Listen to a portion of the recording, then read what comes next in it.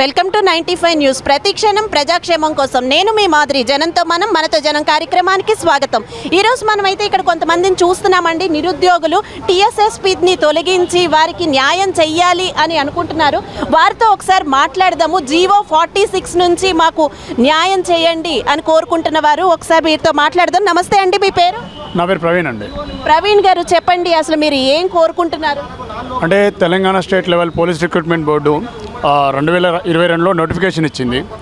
అందులో ఏదైతే TSSP post అంటే Telangana state special level special police అది స్టేట్ లెవెల్ పోస్టు, దాన్ని జీవో నెంబర్ 46 ఇంప్లిమెంట్ చేయడం ద్వారా రేషియో ప్రకారం అంటే జనాభా రేషియో ప్రకారం తీసుకుంటున్నారు. అంటే ప్రెసిడెన్షియల్ ఆర్డర్లో లేని జీవో నెంబర్ 46ని తీసుకొచ్చారు. CD1 CD2 ప్రకారం అంటే CD1 north Telangana, CD2 south తెలంగాణని విభజించారు.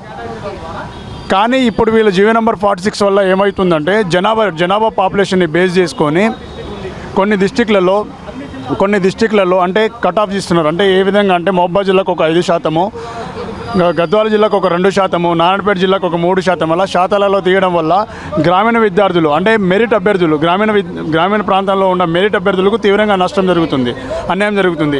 ఏదైతే ఈ జీవో నెంబర్ 46 తేవడం వల్ల ఉమ్మడి హైదరాబాద్, ఉమ్మడి రంగారెడ్డి జిల్లాలోనే దాదాపుగా 53% పోస్టులు ఇక్కడే ఉన్నాయి. మిగిలిన జిల్లాలలో 47% పోస్టులు మాత్రమే వస్తున్నాయి మాకు. అంటే ఇది పట్టణాల్లో ఉన్న వారికి 53%, తర్వాత గ్రామాల్లో ఉన్న వారికి 43% వల్ల అన్యాయం జరుగుతోంది అంటారా? అవునండి, అవును. ఎందుకంటే ఇప్పుడు నేను ఎస్టీ క్యాండిడేట్ని. నేను మహబూబాబాద్ జిల్లా వ్యక్తిని. నాకు అక్కడ 130 మార్కులు వస్తే జాబ్ రాదు. కానీ అదే ఎస్టీ కేటగిరీలో పుట్టి నా కులంలో పుట్టిన వ్యక్తి ఈ హైదరాబాద్లో 80 మార్కులకు వస్తే జాబ్ వస్తుంది.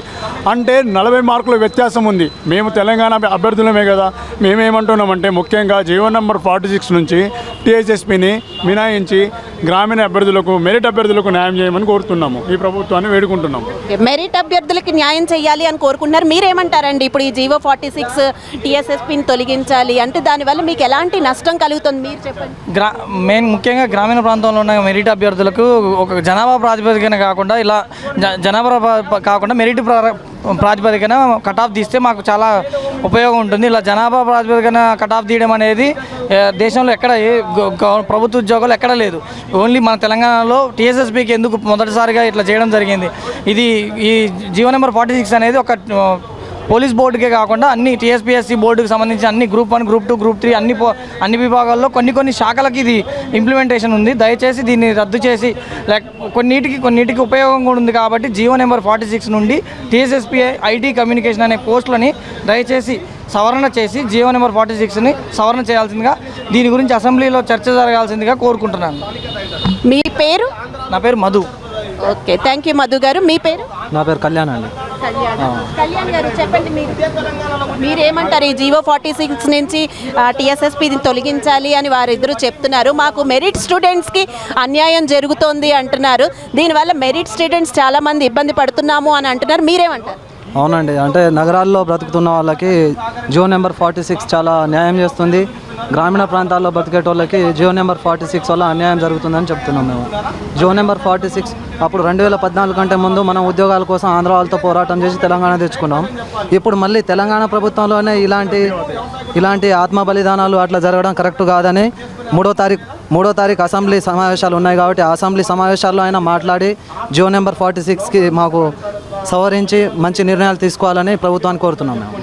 ఎందుకు గ్రామాల్లో ఉన్న వారికి అన్యాయం జరుగుతుంది, యాక్చువల్గా పట్టణాల్లో ఉన్న వారికి బాగానే న్యాయం జరుగుతుంది అని ఎందుకు అలా అనిపిస్తుంది? అంటే ఏ విధంగా మీరు చెప్పండి మేడం. ఇది టీఎస్ఎస్పీ. మీ పేరు ముందుగా చెప్పండి ఒకసారి. నా పేరు చారి మేడం. ఓకే, చారి గారు మీరు చెప్పండి.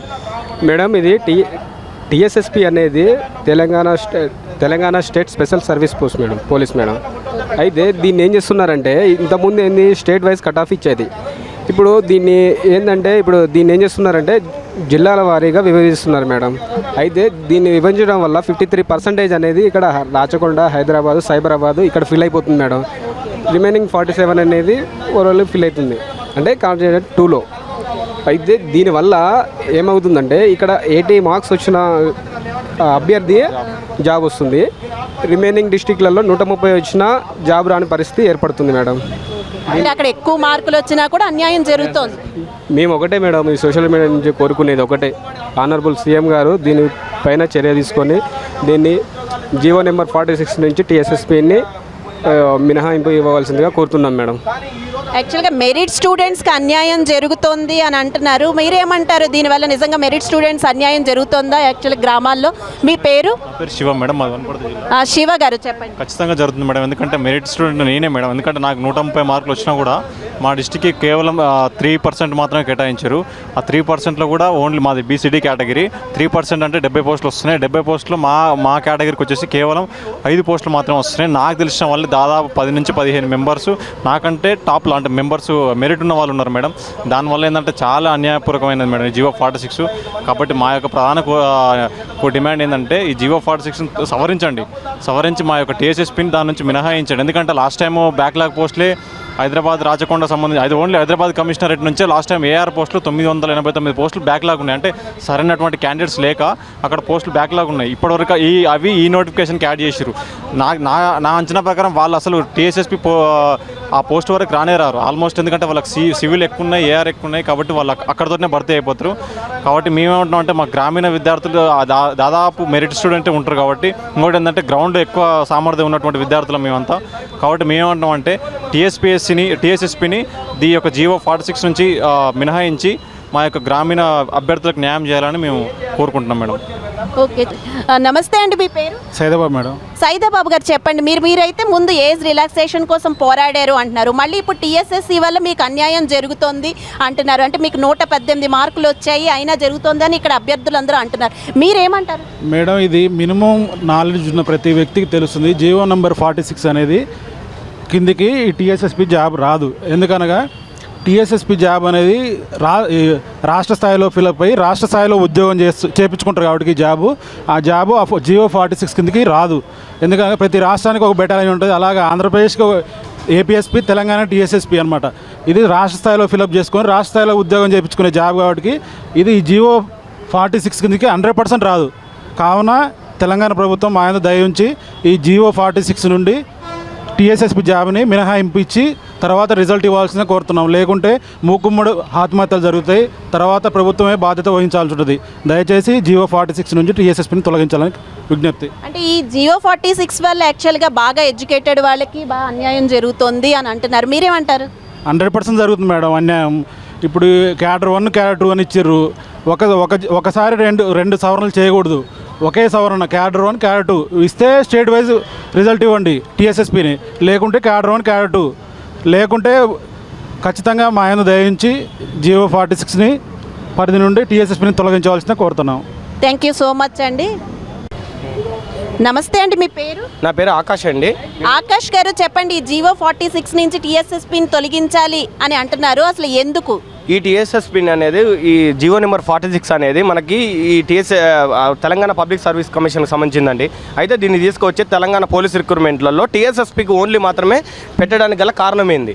దీనికన్నా ఎస్పీఎఫ్, ఎస్ఆర్సీపీఎల్ ఇంకా ఎక్కువ పోస్టులు, ఎక్కువ కేటగిరీ పోస్టులు, కానీ ఆ పోస్టులు పెట్టకుండా ఓన్లీ టీఎస్ఎస్పీకి మాత్రమే పెట్టి ఇవి ఓన్లీ స్టేట్ వైజ్ పోస్టులు, తెలంగాణ స్టేట్ స్పెషల్ పోలీసులు. ఇది జిల్లా ఈ జీవో నెంబర్ 46 అనేది జనాభా ఆధారంగా చేసి అంటారు. కానీ ఒక అన్ని జిల్లాలలో ఒకే ప్రాతిపాదికన ఉన్నారు. ఇప్పుడు గద్వాల్, మున్నూరు తీసుకుంటే ఇటు మున్నూరుకు ఆ బీసీడీలు ఎక్కువగా ఉండే ఏరియా మహబూబ్ నగర్. కానీ ఇటు ఖమ్మం జిల్లా తీసుకుంటే ఆదివాసీలు, గిరిజనులు, ఎస్టీలు ఉన్న ఎక్కువ జనాభా. ఇటే మాది తీసుకుంటే గౌడ్స్, ఇట్లా బీసీ ఇటు ఉండే జనాభా. కానీ దీన్ని అందరినీ ఒకటే సమపాలనలో చేసి అందరికి ఒకే రకమైన పోస్టులు ఇస్తామంటే ఎట్లా కుదురుతుందండి? కుదరదు. కాబట్టి జీవో నెంబర్ 46ని టీఎస్ఎస్పీని తొలగించి మిగతా స్టేట్ వైజ్ పోస్టులు లాగా భర్తీ చేయాలని మేము డిమాండ్ చేస్తున్నాం. దీనికోసం ప్రభుత్వానికి అన్ని ఎమ్మెల్యేలు తిరిగి కాళ్ళు అరిగేలా తిరిగి ఒక్కొక్క రోజు రూమ్లకు వెళ్ళడానికి ఛార్జీలు డబ్బులు లేక నడుచుకుంటూ వెళ్ళిన రోజులు ఉన్నాయండి. 35 రోజుల నుంచి పోరాడుతున్నా కనీసం పట్టించుకున్న నాదుడు లేకుండా పోయింది. ఇంకా తప్పక డీజీపీ ఆఫీస్ కాడికి సచివాలయం దగ్గర వింత పత్రాలు ఏంటంటే అరెస్టులు చేసి నైట్ 9 గంటల వరకు అందులోనే ఉంచితే మళ్ళీ తిరిగి తెల్లారి నుంచి కూడా పోరాటం చేస్తున్నాం. ఎందుకంటే ఎన్ని దెబ్బలు కొట్టినా తట్టుకుంటాం, కానీ మా పొట్ట మీద కొడతామంటే ఎలా తట్టుకుంటామండి? అంటే దీనివల్ల నిరుద్యోగ సమస్య పెరుగుతుందంటారా? పెరుగుతుందండి తప్పకుండా. అత్యధిక అక్షరాస్యత ఉన్న హైదరాబాద్లో 53% పోస్టులు ఇచ్చి అత్యంత తక్కువగా ఉన్న నారాయణపేటలో 3% పోస్టులు ఇస్తే 3% పోస్టులు అంటే 70 పోస్టులు వచ్చినాయండి. అందులో BCA, BCB, BCC, DE, SC, ST, ex servicemen, CPB కోట ఇస్తే కులానికి వచ్చేది 3 పోస్టులు మాత్రమే. కానీ అదే హైదరాబాద్లో 53% పోస్టులు ఇస్తే లాస్ట్ టైం హైదరాబాద్లో ఫిలప్ చేయడానికి అభ్యర్థులు దొరక్క 1370 జాబులు మిగిలిపోయినాయి. ఈసారి అవి కాకుండా టీఎస్ఎస్పీ దాకా రాలే వాళ్ళు. అంటే మరి హైదరాబాద్ లాంటి నగరాల్లో జనాభా సంఖ్య ఎక్కువ ఉంటుంది కదా, దానివల్ల ఏమైనా ఎక్కువ శాతం పెంచుండొచ్చు, అలాంటిది ఏదైనా ఉంటుంది? అవునండి, ఉన్నప్పుడు లాస్ట్ టైం ఇంకా పోస్టులు ఎక్కువగా మిగిలవుగా. లాస్ట్ టైము నల్గొండ జిల్లాలో ఒక ఏఆర్ జాబ్ రావడానికి 123 మార్కులు కటాఫ్ పెట్టారండి. కానీ అదే హైదరాబాద్లో 31 మార్కులకు జాబ్ ఇచ్చిన 900 జాబులు మిగిలినాయి. దీనే చెప్పండి. అంటే ఏఆర్ తర్వాత ఎస్పీఎఫ్, ఎస్ఆర్సిపిఎల్ కింద లాస్ట్ కింద టీఎస్ఎస్పి అంటే 3 పోస్టులు దాటి అసలు ఈ పోస్టుల దాకా రారు వాళ్ళు. ఇప్పుడు ఏం చేస్తుందంటే గవర్నమెంట్ 2000 పోస్టులు బ్యాక్లాప్ చేసి గ్రామీణ విద్యార్థులమైన మా కడుపు కొట్టడానికి తయారైందండి. మేమేమంటున్నామంటే న్యాయంగా మెరిట్ ఆధారంగా ఎవరికి ఎక్కువ మార్కులు వస్తే ఆ పద్ధతిలో ఫిలప్ చేయమని చెప్తున్నాం తప్ప ఏం చేయట్లేదు. మేము గ్రామీణ ప్రాంతాలలో పుట్టడం అనేది దౌర్భాగ్యంగానే మా కళ్ళ ముందంటే మేము తట్టుకోలేకపోతున్నాం. ఇప్పుడు మా నాన్నని తీసుకొచ్చి 2 బడ్డీ కొట్టి పెట్టించుకుంటే ఇక్కడ నాకు ఎస్ఐ జాబ్ వస్తుంది, నాకు వచ్చిన 240 మార్కులకి. కానీ నేను సూర్యాపేటలో నాకు 240 మార్కులు జాబ్ రాదు. కనీసం లాస్ట్ టీఎస్ఎస్పీ కూడా రాకపోతే ఇంకా ఎందుకంటే చదివి 3 సంవత్సరాలు నోటిఫికేషన్ వెయిట్ చేసినాం, 16 నెలల పాటు చేసినాం. మేడం ఒకవేళ మాదే తప్పు, ఈ జీవో ఉన్నది ఎప్పుడు చెప్పాలి మేడం? నోటిఫికేషన్ వచ్చిన రోజు చెప్పాలి. 3 గంటల సేపు లైవ్లో కూర్చొని జీవో నెంబర్ 46 ఎందుకు దాచినాం అంటే 1 నుంచి 4వ తరగతి ఇప్పుడు మీతో పాటు పోదాం 5000 రూపాయలు ఖర్చు పెడితే 1 నుంచి 4 హైదరాబాద్లో ఏ స్కూల్లో నీ సర్టిఫికేట్ 1 నుంచి 4 చదివితే నేను హైదరాబాద్ లోకల్ అయిపోతానంట. అంటే నా పుట్టుపూరి యోత్రాలు మా సూర్యాపేటలో పుట్టిన ఏముండవంట. అంటే 1 నుంచి 4వ తరగతి సర్టిఫికేట్ తెచ్చుకుంటారని ఈ జీవో నెంబర్ 46 దాచి మళ్ళీ తర్వాత అయిపోయిన తర్వాత ఈ జీవో నెంబర్ 46 ఉందని ఒక చిన్న బయటికి వస్తే దాని మీద ఆందోళన చేస్తుంటే ఇంతవరకు పట్టించుకున్న నాదుడే లేదండి. కోర్టు కేసులని మేము మా సామాన్యులం అండి. 5 రూపాయల భోజనం తిని బతికే మేము హైకోర్టు దాకా పోయి కోర్టుల కేసులు పోరాడే శక్తి ఉందండి మాకు. ఈ జిరాక్సుల మీద రాసుకోవడానికి లేకనే జిరాక్సులు తీసుకొని ఎక్కడ చినిగిపోతాయని పట్టుకొని తిరుగుతున్నాం మేము. మాకు ఒక నౌకరు వస్తే గ్రామీణ ప్రాంతాల్లో ఎంత విలువ ఉంటుందో మీకు తెలుసండి. ఇంటి పక్కన వాళ్ళు, ఇంటి ఎదురంగ వాళ్ళు అందరూ గౌరవంగా చూస్తారు. తల్లిదండ్రులు కొద్దిగా తలెత్తుకొని తిరుగుతారు. ఇప్పుడు హైదరాబాద్లో అదే కులంలో పుట్టినోడు 80 మార్కులకు జాబ్ వచ్చి నాకు రాకపోతే కొడక నువ్వు అబద్ధం చెప్పినవారా అంటే నేను నా తల్లిదండ్రుల మీద ఏం తల పెట్టుకొని చేయాలండి? వాళ్ళు నైట్ పూట రిజల్ట్ ఇస్తాడు, తెల్లారేసరికి ఇంటి పక్కన వాళ్ళ ముఖం చూపిలాక ఆత్మహత్యలు చేసుకునే పరిస్థితి వస్తుంది. ఈ ఆత్మహత్యలకు ఎవరంటే బోర్డు చైర్మన్ బాధ్యత లేకపోతే గవర్నమెంట్ బాధ్యత? దీనికి ఎవరు స్ట్రైట్ క్వశ్చన్ చెప్పాలి. మీరు మెరిట్ ఆధారంగా జాబులు ఇస్తున్నప్పుడు మెరిట్ ఆధారంగానే ఇవ్వాలి. జనాభా ఆధారంగా జాబులు ఇచ్చేది ఏంటండి? ఏ రాష్ట్రాల్లో ఉందా? ఎవరండి ఈ పద్ధతులు చేసేది? ఈ జీవో నెంబర్ చేసిన వ్యక్తి బీహార్కి చెందిన సోమేష్ కుమార్, బోర్డు చైర్మన్ శ్రీనివాసరావు గారు ఆంధ్రాకి చేరిన వాడు. వాళ్ళు మన తెలంగాణ స్థానికత మీద ఎలాంటి అవగాహన ఉంటుందని తెలంగాణ విభజించడానికి వాళ్ళు ఏ హక్కు ఉందండి? తెలంగాణ మీద తెలంగాణ విద్యా అధికారులకు మాత్రమే అవగాహన ఉంటుంది కాబట్టి వాళ్ళు తెలంగాణ గురించి ఏదైనా చేయగలుగుతారు. కానీ తెలంగాణ బోర్డులలో ఇతర అధికారులు నియమించడం వల్ల తెలంగాణ స్థానికత మీద దెబ్బపడేటట్టు వస్తుంది. ఏ సంవత్సరం లేదా ఆత్మ బలిదానాలు తెచ్చుకొని తెలంగాణ తెచ్చుకోలేకో మళ్ళీ తెలంగాణ స్థానికత కోసం కొట్లాడాల్సి వస్తుంది. సిగ్గు అనిపిస్తుంది మాకే. ఎందుకు తెలంగాణ వచ్చిందిరా బాబు అనిపిస్తుంది. 30 రోజుల మించి తిరుగుతుంటే ఒక్క నాదులు పట్టించుకునే నాదులు లేడండి. మీరే దీని మీద 3 గంటల సేపు 2 గంటల సేపు వాళ్ళ ఇళ్ళ ముందు కూర్చుంటే కనీసం 2 నిమిషాలు కూడా మాట్లాడలేని ఓపిక లేకపోతే ఎలా అండి? మన తెలంగాణలో మన తెలంగాణ ఎమ్మెల్యేలు విద్యార్థులు మీ విద్యార్థులు లేకపోతే అసలు తెలంగాణ ఏది? ఈ ఎమ్మెల్యేలు ఎవరు? చూశారు కదండి ఇక్కడ ఉన్న అభ్యర్థుల సమస్యలు. యాక్చువల్గా జీవో 46 నుంచి టీఎస్ఎస్పీని తొలగించాలి, మాకు న్యాయం జరగాలి, మేము గ్రామాల్లో ఉంటున్నాము, మాకు చాలా అన్యాయం జరుగుతోంది, మెరిట్ స్టూడెంట్స్ అందరూ చాలా ఇబ్బంది పడుతున్నారు, మార్కుల ఆధారంగా పర్సంటేజ్ ఆధారంగా ఇవ్వాలి అని వీళ్ళందరూ చెప్తున్నారు. చూస్తూనే ఉండండి 95 న్యూస్, ఇలాంటి న్యూస్ల కోసం.